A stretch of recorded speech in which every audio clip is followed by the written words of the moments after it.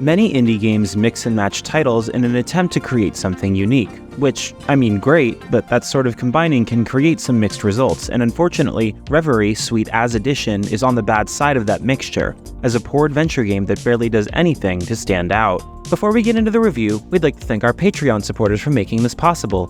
Please take a second to check out patreon.com/noisypixel to support independent game journalism.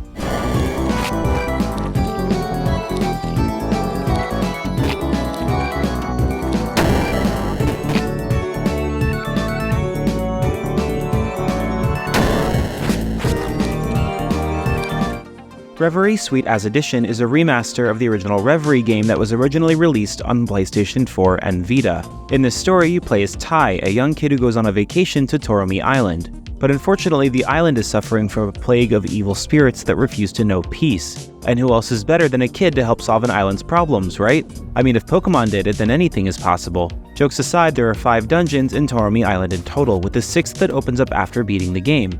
At a glance, these dungeons take a lot of design inspiration from many games, but mostly from Zelda, so the usual deal: traverse through rooms, kill enemies, and solve some puzzles to get to the big boss room at the end. The puzzles are quite original in design, but in practice, they're often very simple. For the most part, however, you'll likely have to use the special item you get inside it, but here comes one of the major issues. You can only equip items to R1 or triangle and nothing else.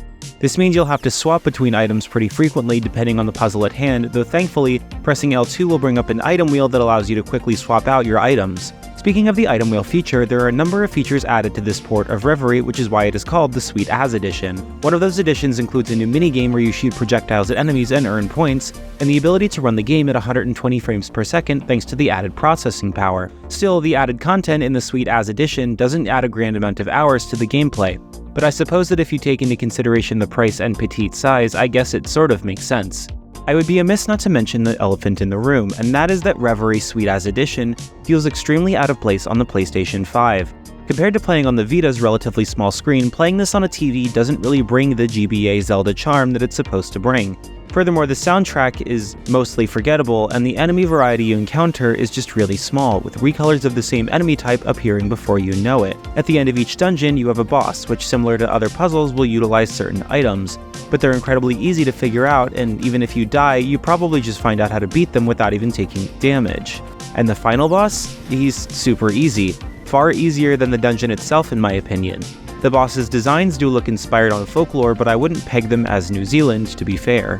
Following the credits, there sadly wasn't any New Game Plus, which limits any replayability. Furthermore, the 6th secret dungeon is nothing more than an enemy gauntlet, with your reward being an amulet that doubles your money count, which, to be honest, given that I managed to effortlessly obtain the maximum amount of currency you can hold, which is only 200, it's only there if you want to challenge yourself. When it comes to the graphics, Reverie's 16-bit are cute and sort of remind me of the Earthbound series, specifically Mother 3, especially since your initial weapon is your father's old baseball bat. Still, the plot is absolutely non-existent, and though the game says it's inspired by New Zealand, truthfully, with how little dialogue there is, I don't feel like I learned anything about New Zealand's culture or atmosphere. That being said, there is other stuff to do besides the dungeon, such as feather collecting and 2 minigames to play. These are spread all across the map, and completing your album earns you a trophy and lets your grandmother stitch special clothing for you. There's also the minigames I mentioned earlier. You can play a small shmup on the arcade or play Pong with a microwave, with either of those activities earning you a feather if you get a high score. Reverie Sweet As Edition is, to put it bluntly, a cute 16-bit game. Still, while it might have been a cool title back on the Vita in 2018, it doesn't hold well to the slew of action-adventure games in the present day. While its price may certainly look attractive and affordable enough, there are honestly way better titles these days if you're looking to maybe scratch that itch or you're completely new to the Zelda-like clones that exist in the gaming space.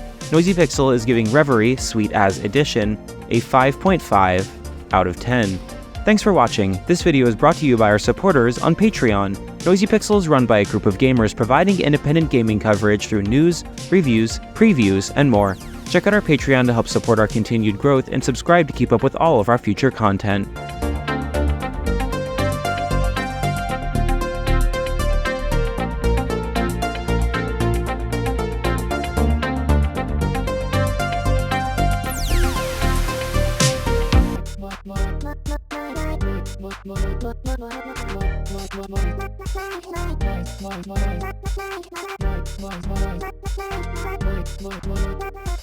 Noisy Pixel.